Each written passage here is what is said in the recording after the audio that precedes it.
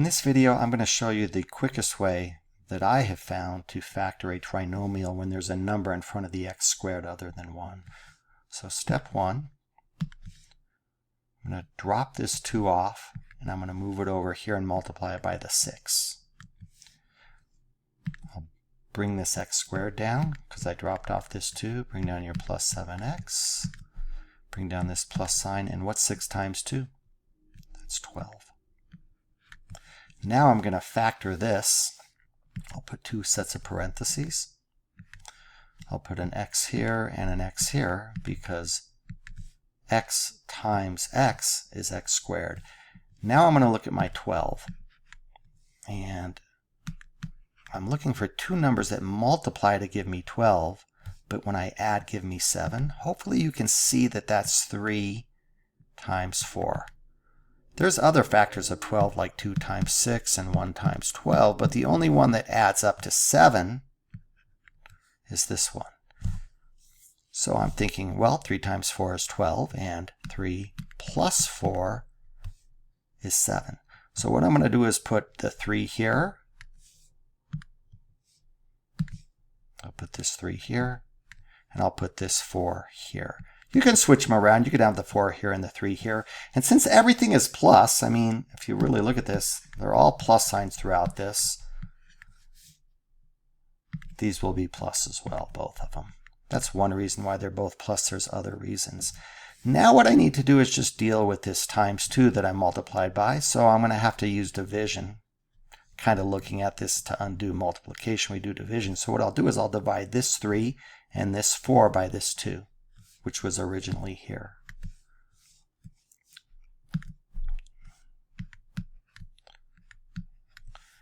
Now, we don't want any fractions in here, so what I'll do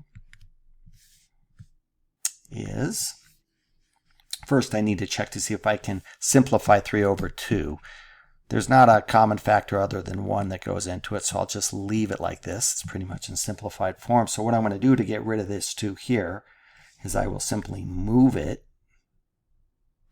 in front of the x right here and drop it off. So the 2 now shows up right here, right here. And I'll rewrite that as 2x. Bring down your plus sign and bring down this 3. This 2 is no longer there. And now let's see if we can simplify this side. Well, we have x plus, well, 4 divided by 2 is 2. It comes out a whole number. So there's no fraction here, so I can just leave this and I'm done. You have factored this. Now if you multiply this times this, you will get this back. Let's go to the next problem. Same process. We have 12x squared minus 16x minus 3. I'm going to drop this 12 off. Move it over here and multiply it with this minus 3. So let's rewrite this. Bring down your x squared. Bring down your minus 16x. And then we have minus 3 times 12 is minus 36. Remember, there's really a plus sign here. I'm looking at this as minus times plus is minus. Now, we need to factor this, so I'll put a set of parentheses like I did prior. I'll put my x here and my x here because x times x is x squared. Now I'm going to look at this minus 36. And I'm looking for 2 numbers that when I multiply give me minus or negative 36, but when I add give me this negative 16 right here. Right here. Well, you can list all the factors of negative 36. Let's just try a couple. Let's try this one. Let's say we had negative 4 times negative 9. Let's say we had that. Or, I'm sorry, let me redo that. I'll put this in a different color too. Negative 4 times 9, right? Isn't negative 4 times 9 negative 36? Or we could write it as 4 times negative 9. Both of these, when I multiply, give me negative 36. But there's no way to add these to get negative 16, so these don't work. The one that's going to work is negative 2 times 18, or you can write that as 2 times negative 18. Which one of these, when I add them, give me minus 16 from right here. Hopefully you can see it's this one, because 2 plus negative 18 equals negative 16. So I'm going to use this factor here. And remember, there's a plus sign here. It's just not showing. So I'll put the plus 2 here.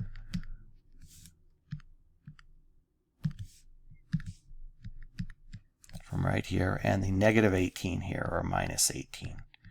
Now, if you put the minus 18 here and the plus 2 here, that's fine. Now we need to deal with this times 12 that I did at the beginning. So I'm going to divide each one of these numbers here, this one and this one, by this number 12 that was originally here. So divide by 12 here, divide by 12 here, and we don't want any fractions, so let's go ahead and simplify the first one. Delete this 2/12. Well, hopefully you can see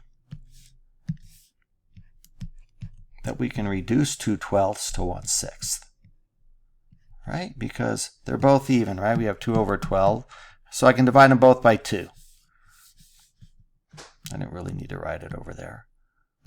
Since they're both even, we can divide them both by 2. 2 divided by 2 is 1. 12 divided by 2 is 6. And now let's go ahead and see if we can simplify this fraction, 18 over 12. I'll do that over here. They're both even, right? Just rewrote this over here. So I can divide them both by 2, or take half of each one. 18 divided by 2, or half of 18 is 9. 12 divided by 2, or half of 12 is 6. Now I can continue to simplify this. Let's think about it this way now. 9 is the same as 3 times 3. And 6 is the same as 2 times 3. So I have a common factor of 3 that I can drop off, and I'm left with 3 over 2.